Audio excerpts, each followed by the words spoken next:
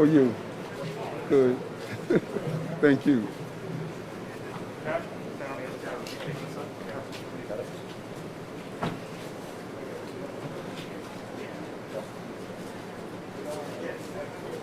Well, thank you very much. It has been a busy day from last night, bringing in the new year.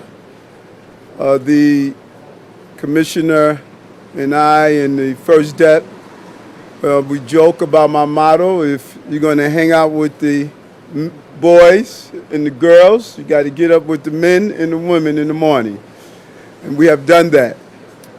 And there's probably no more of a significant visit for this historical journey than coming here to the 103rd Precinct.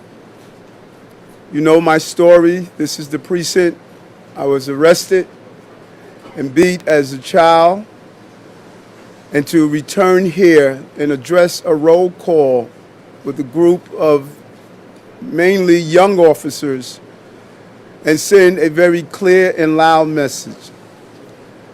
The commissioner and the deputy commissioner and I want to tell our police officers we have their backs.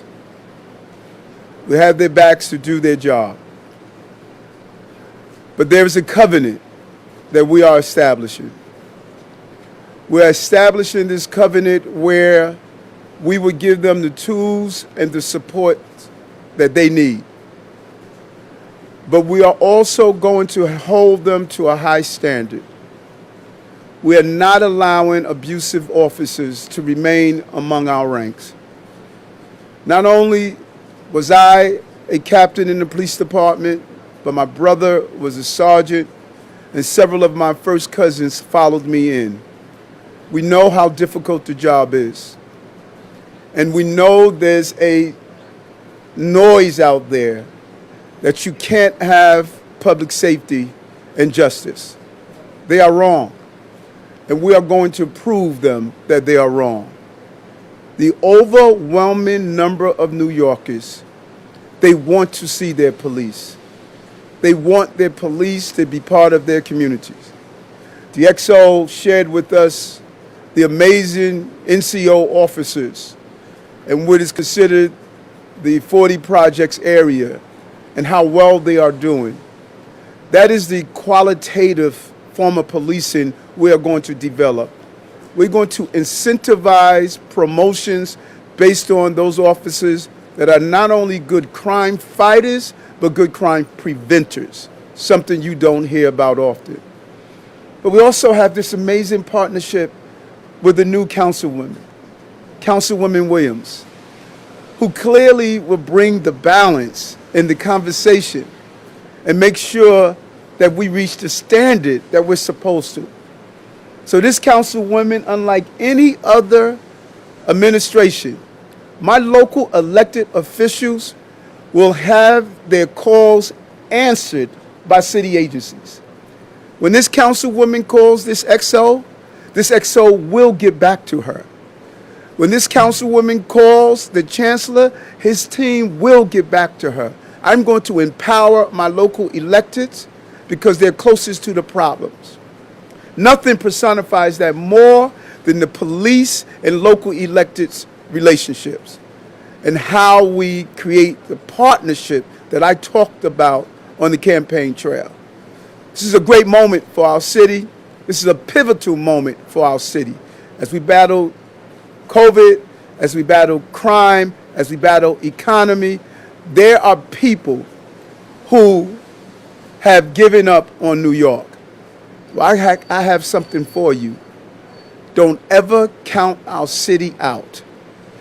We're on our way back, and we're back stronger, more equitable, and we're going to be a safe city to raise children and families. And so today is an important moment for me as I finally leave the demon right here on these streets, no longer living the trauma I experienced in this precinct, but back as the mayor in charge of the entire police department. And I made the right decision for a police commissioner. She made the right decision for a first deputy commissioner. And we're going to continue to build the right team to build that symbiotic relationship that all of us knew was possible. And we're going to reach the point to implement and carry it out. And so we have a lot of work to do. So we'll answer a few questions so we can get back to the job of making this city thrive again. Jose? Okay.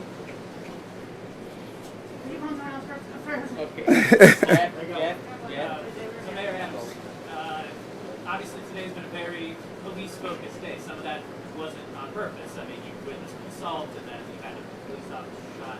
But would you say once a cop, always a cop? This is your main focus as mayor? Well, first of all, in honor of you, I wore my earring. And, and this was not a police-focused day. Of course, we responded, the commissioner and I responded to the officer who was shot. But the bulk of our day today with my executive team was really around COVID, school openings on Monday, and around how we're going to really deal with some of the economic challenges that we're having. COVID is front and center. And we're going to roll out some real executive orders, as well as look at what we must do to deal with the real issue of COVID and the perceived issue of COVID. And I'm going to continue to be steadfast. COVID is here.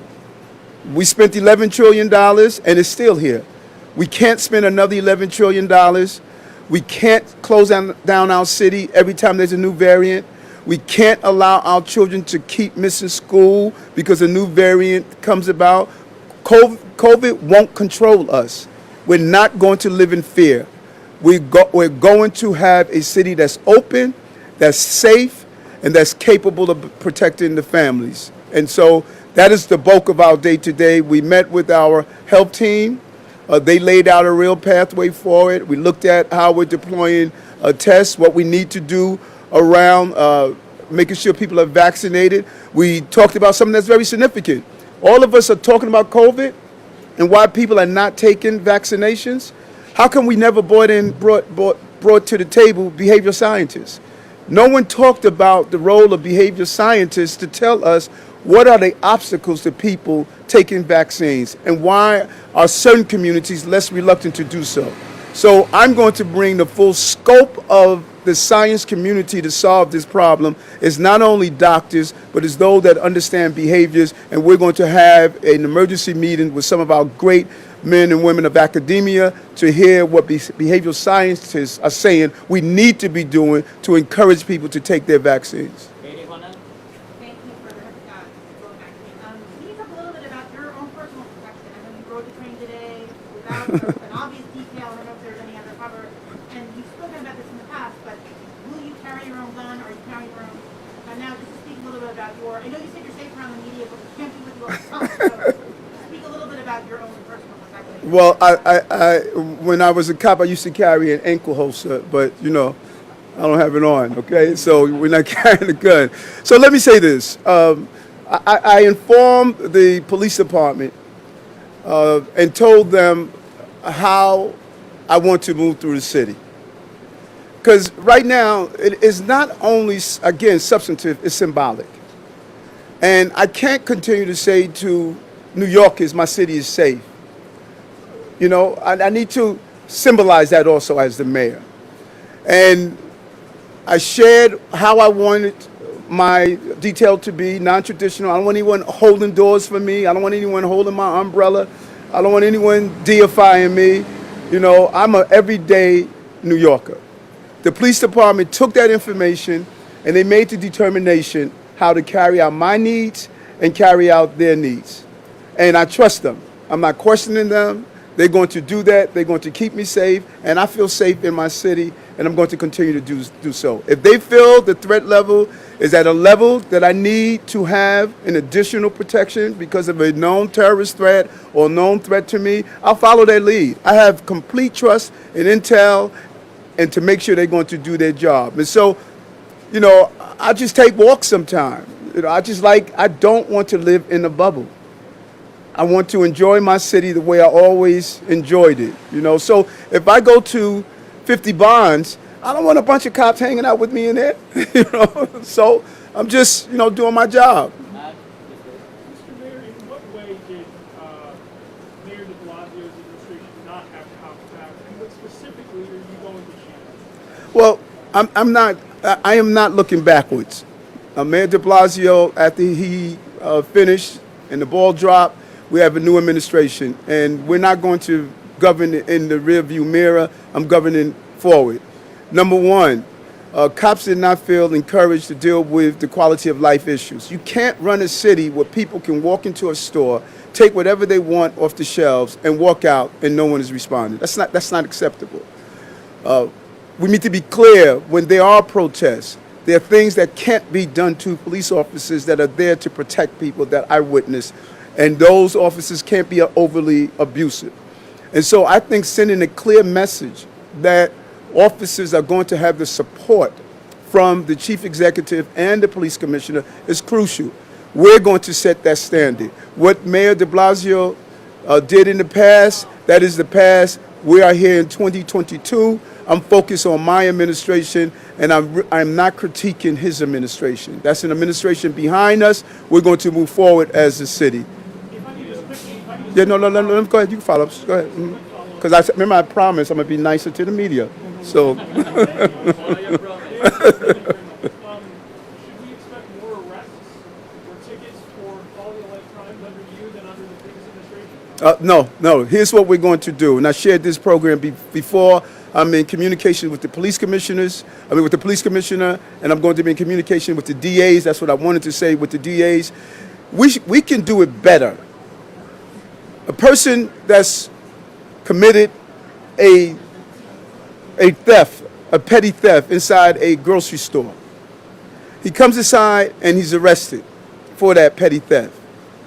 Right there at the scene, if we identify this person has a mental health issue, or we do a briefing and find out this person is homeless or this person is hungry, why not from the precinct call a local CBO that's already on the list, call a local organization, and if that person is willing to go for those services, let's defer prosecution. Because we don't want someone going to Rikers with a mental health issue. That's wasting our time. That's a revolving door. So we can use the police and our local community-based organizations, mental health professionals, and identify those non-violent people and give them the services they need. Because if a person is stealing because they're hungry, we're not doing them a service by arresting them. We're doing them a service by connecting them to the resources in the city. That disjointedness is what's creating the revolving door of those people who are arrested 74 times for theft. That is not making sense. I say let's use the police, community-based organizations, mental health professionals, identify that person, give them the services they need, defer the prosecution so that person can have an opportunity instead of constantly using police as the only resource. New Yorkers are working out for themselves amid this most recent COVID surge.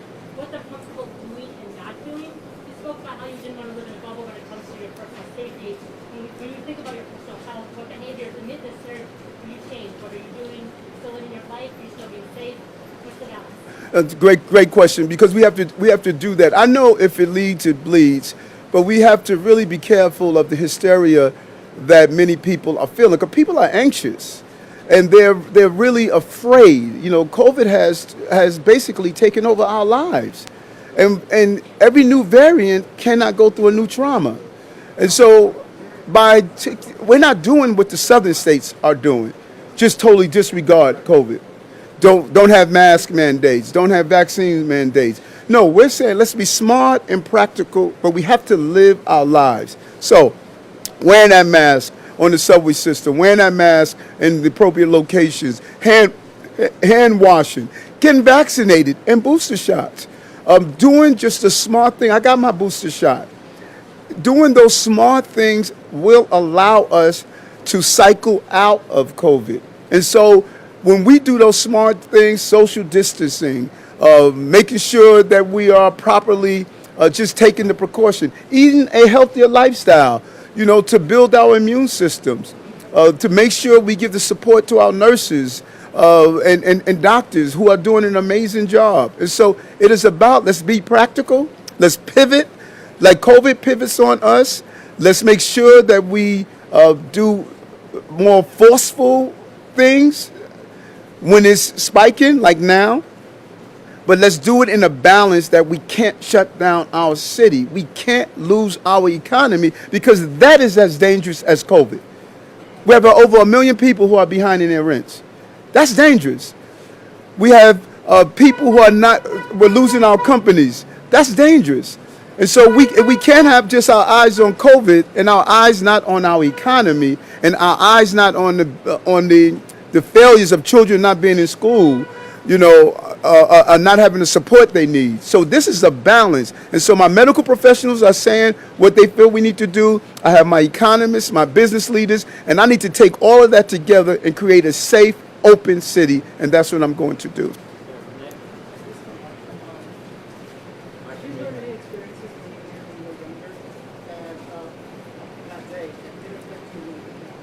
When I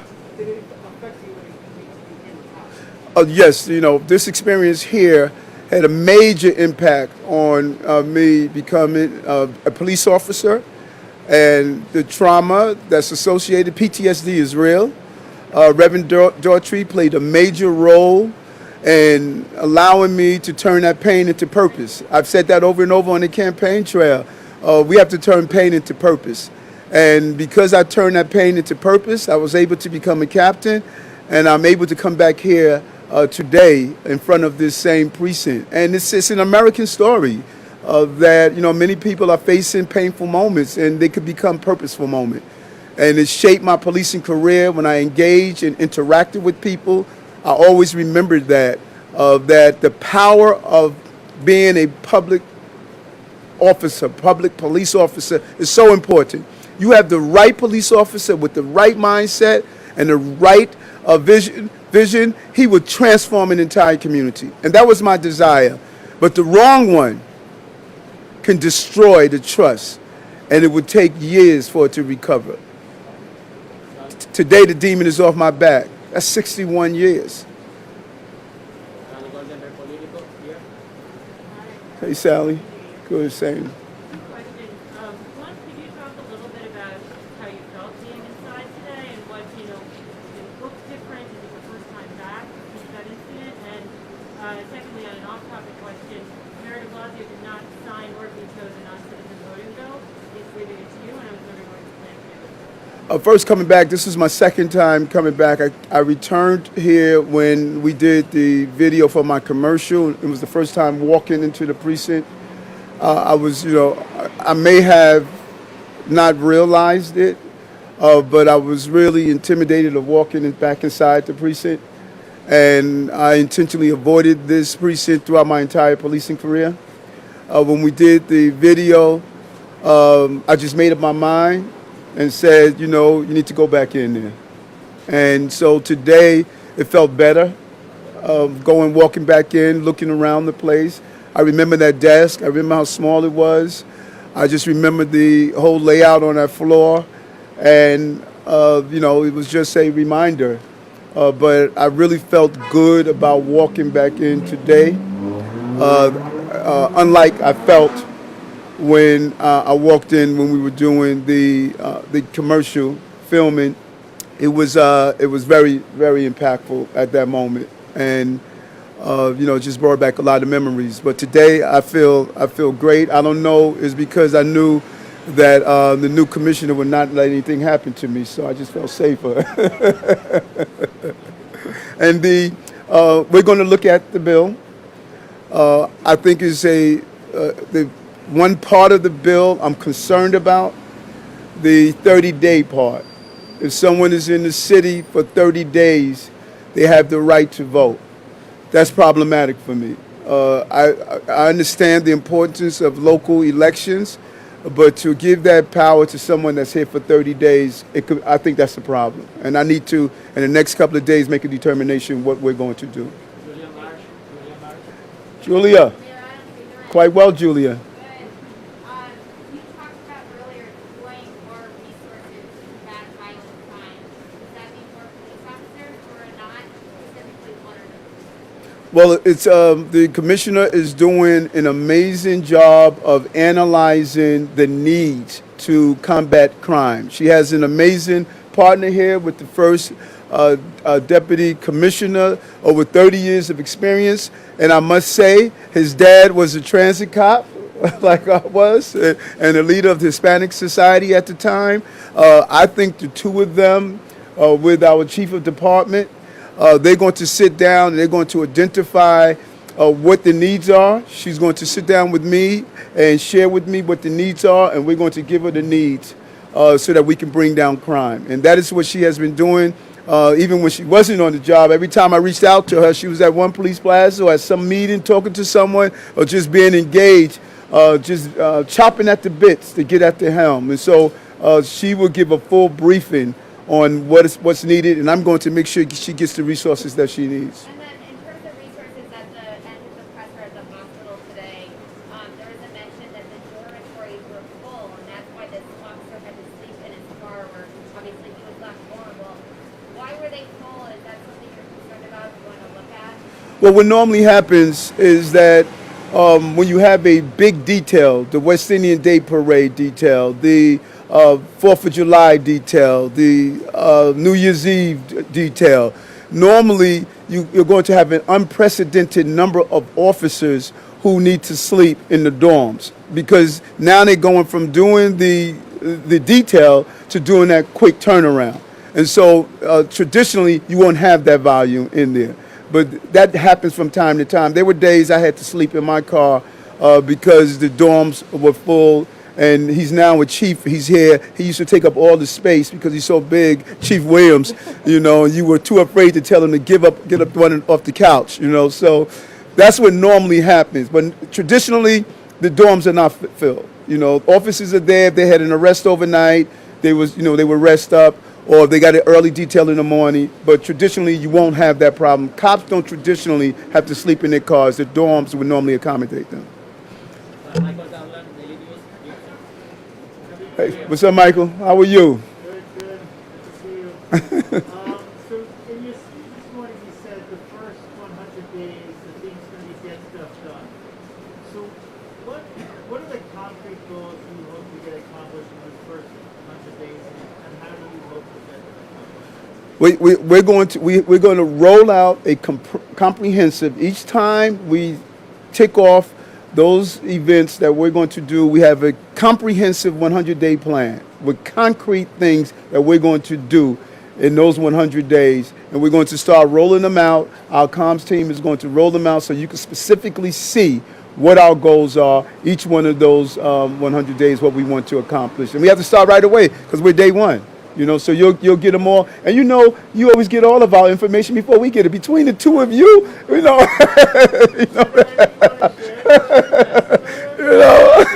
Last question. Yes. I'd like to see the NYPD budget increase in this coming fiscal year.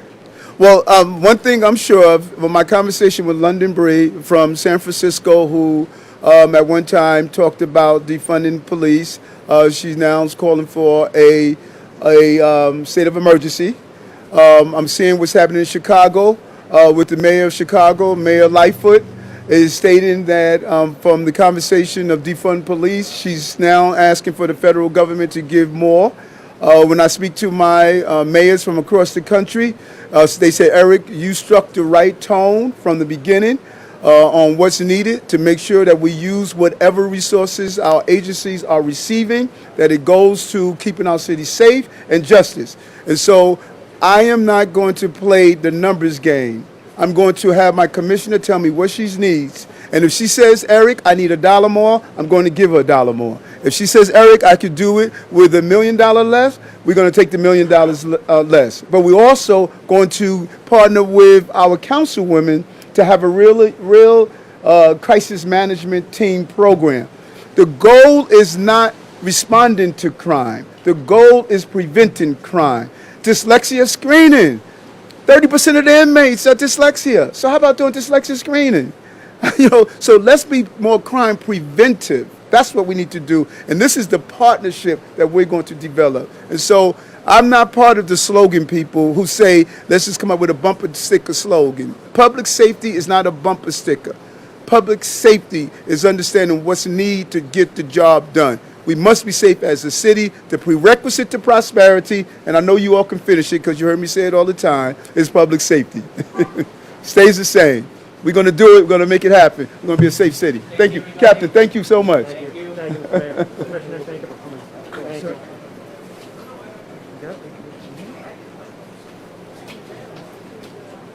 Commissioner.